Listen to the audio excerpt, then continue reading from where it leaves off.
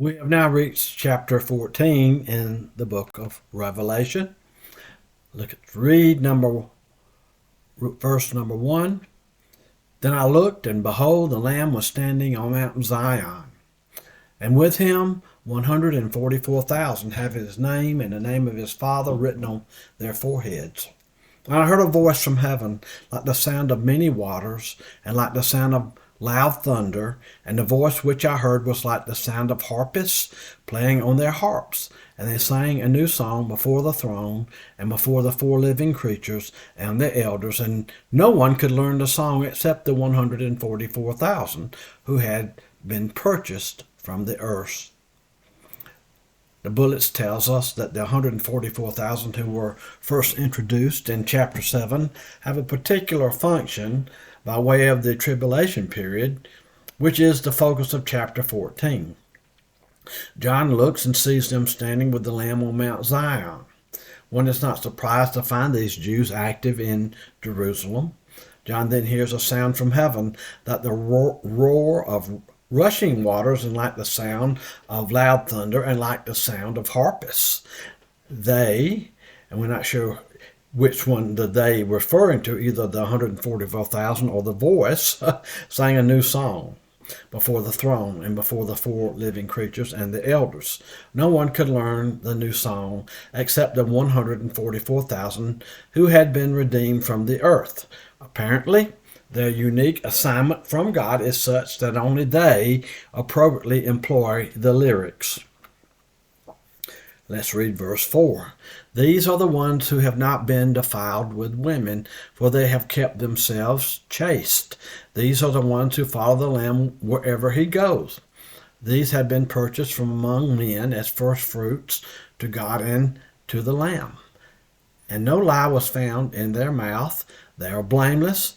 And I saw another angel flying in mid-heaven, having an eternal gospel to preach to those who live on the earth, and to every nation, and tribe, and tongue, and people. And he said with a loud voice, Fear God, give him glory, because the hour of his judgment has come.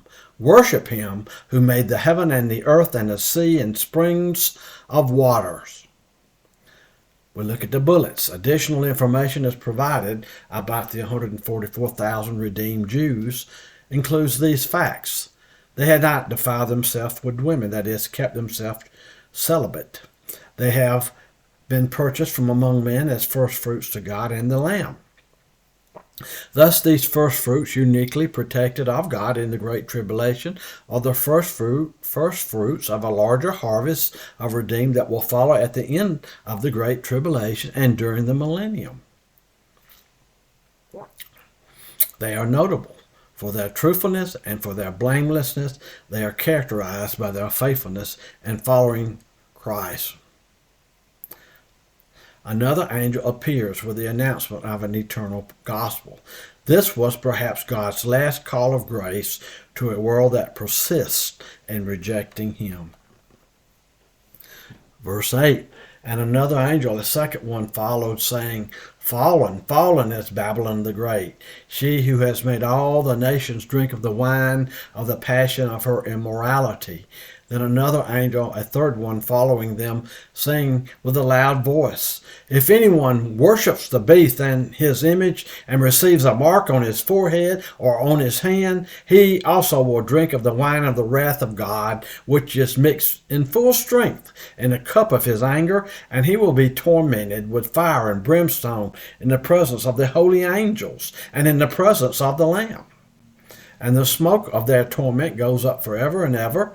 They have no rest day or night, those who worship the beast and his image, and whoever receives the mark of his name.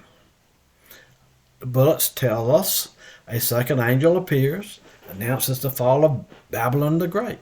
This would be the empire that arises during the tribulation that approximates a revived Roman Empire. The character of this empire is described as one that brings all the nations of the earth to drink the undiluted wine of unfaithfulness to God. Then a third angel follows and proclaims with a loud voice that if anyone worships the beast and his image and receives a mark on his forehead or on his hand, he also will drink of the wine of the wrath of God, which is mixed in full strength in the cup of his anger. And he will be tormented with fire and brimstone, and the smoke of their torment goes up forever and ever. They have no rest, day or night. Verse 12. Here is the perseverance of the saints who keeps the commandments of God and their faith in Jesus. And I heard a voice from heaven saying, Right, blessed are the dead who die in the Lord from now on. Yes, says the Spirit, so that they may rest from their labors, for their deeds follow with them. The bullets tell us John now interprets exactly what it means for those who suffer persecution. All the circumstances of the Great Tribulation call for patient endurance on the part of the saints. They are the ones who keep God's commandments and their faith in Jesus amid all the persecutions of the first beast, the Antichrist, and the second beast, the false prophet. Then John hears a voice from heaven commanding him to write, Blessed are the dead who die in the Lord from now on. Yes, says the Spirit, so that they may rest from their labors, for their deeds follow with them. The word labors is appropriate to describe the experience of those who attempt to live for Christ during this tribulation period.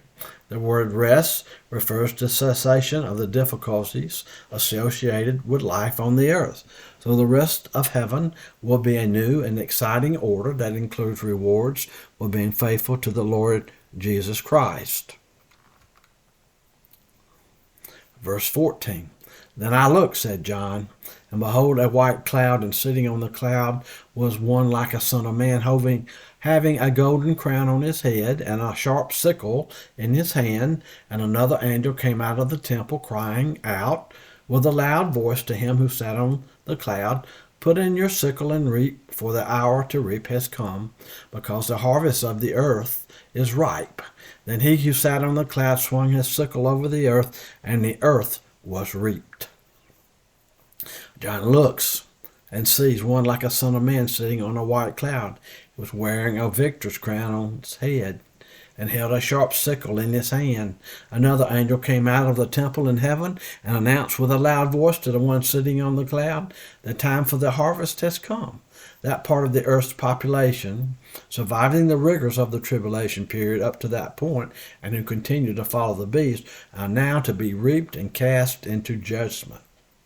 Then the one sitting on the white cloud, the Lord Jesus Christ, swung his sickle over the earth, and the earth was reaped. And here we see in verses 17, another angel came out of the temple which is in heaven, and he also had a sharp sickle. Then another angel, the one who has power over fire, came out from the altar, and he called with a loud voice to him who had the sharp sickle, saying, Put in your sharp sickle and gather the clusters from the vine of the earth, because her grapes are ripe. So the angel swung his sickle to the earth and gathered the clusters from the vine of the earth and threw them into the great winepress of the wrath of God. And the winepress was trodden outside the city, and blood came out from the winepress up to the horses' bridles for a distance of 200 miles. Whoa. Revelation 17 through 20 delineate Revelation chapter 14, 17 through 20 delineate the results of that harvest. Another angel came out of the temple in heaven with a sharp sickle. Then yet another angel who is in charge of the fire on the altar came out and called with a loud voice to the one with the sharp sickle, telling him to take his sickle and gather all the clusters of grapes from the earth's vine, because its grapes are ripe. The angel swings his sickle, and the grapes are thrown into the winepress of the wrath of God. These in turn are trampled with the winepresses outside the city, that is Jerusalem. The blood that came out of the winepress was flowing like grape juice that is spattered everywhere, even as high as horses'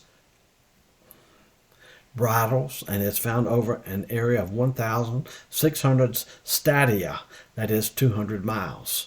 The Valley of Megiddo is about 50 miles north of Jerusalem and seems to be the center of the conflict, which is Armageddon.